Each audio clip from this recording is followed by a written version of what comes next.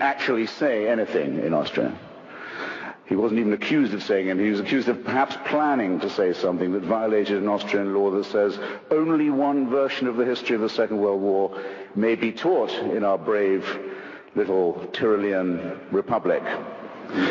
The republic that gave us Kurt Waldheim as Secretary General of the United Nations, a man wanted in several countries for war crimes. You know, the country that has Jörg Haider, the leader of its own fascist party, in the cabinet that sent David Irving to jail. You know the two things that have made Austria famous, given it its reputation, by any chance? Just while I've got you. I hope there are some Austrians here to be upset by it. Well, a pity if not, but the two great achievements of Austria are to have convinced the world that Hitler was German and Beethoven was Viennese. Now to this proud record they can add, they have the courage finally to face their past and lock up a British historian who's committed no crime except that of thought and writing. And that's a scandal. And I can't find a seconder usually when I propose this, but I don't care. I don't need a seconder. My own opinion is enough for me, and I claim the right to have it defended against any consensus, any majority, anywhere, any place, any time. And anyone who disagrees with this can pick a number, get online, and kiss my ass. Now, I don't know how many of you don't feel you're grown up enough to decide this for yourselves and think you need to be protected from David Irving's edition of the Goebbels diaries, for example, out of which I learned more about the Third Reich than I had from studying Hugh Trevor Roper and A.J.B. Taylor combined when I was at Oxford. But for those of you who do, I'd recommend another short course of revision. Go again and see not just the film and the play, but read the text of Robert Bolt's wonderful play, Man for All Seasons. Some of you must have seen it, where Sir Thomas More decides that he would rather die than lie or betray his faith. And at one moment, More is arguing with a particularly vicious witch-hunting prosecutor, a servant of the king and a hungry and ambitious man. And More says to this man, You'd break the law to punish the devil, wouldn't you? And the prosecutor, the witch hunter, says, break it? He said, I'd cut down every law in England if I could do that, if I could capture him.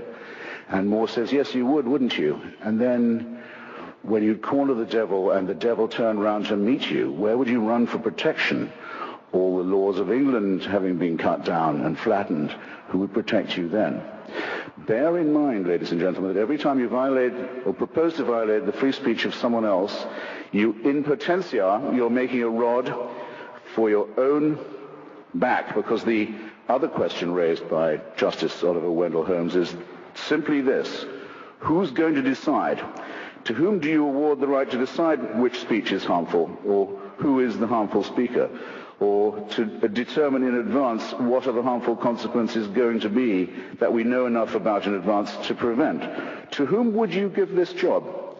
To whom are you going to award the task of being the censor? Isn't it a famous old story that the man who has to read all the pornography in order to decide what's fit to be passed and what is fit not to be is the man most likely to become debauched? Did you hear any speaker in the opposition to this motion, eloquent as one of them was, to whom you would delegate the task of deciding for you what you could read, to whom you would give the job of deciding for you, relieve you of the responsibility of hearing what you might have to hear?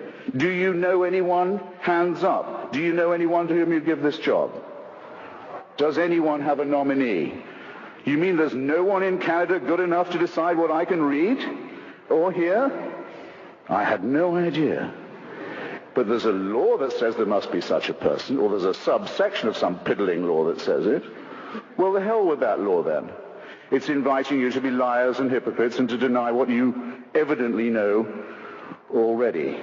About the censorious instinct, we basically know all that we need to know, and we've known it for a long time. It comes from an old story about another great Englishman, sorry to sound so particular about that this evening, Dr. Samuel Johnson, the great lexicographer, author of the first compiler, I should say, of the first great dictionary of the English language. When it was complete, Dr. Johnson was waited upon by various delegations of people to congratulate him, of the nobility, of the quality, of the commons, of the lords, and also by a delegation of respectable ladies of London who attended on him in his Fleet Street lodgings and congratulated him. Dr. Johnson, they said, we are delighted to find that you have not included any indecent or obscene words in your dictionary. Ladies, said Dr. Johnson, I congratulate you on being able to look them up.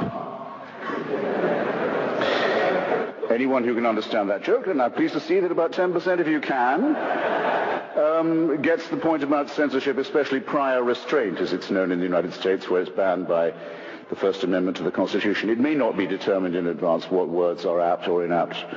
No one has the knowledge that would be required to make that call, and, more to the point, one has to suspect the motives of those who do so.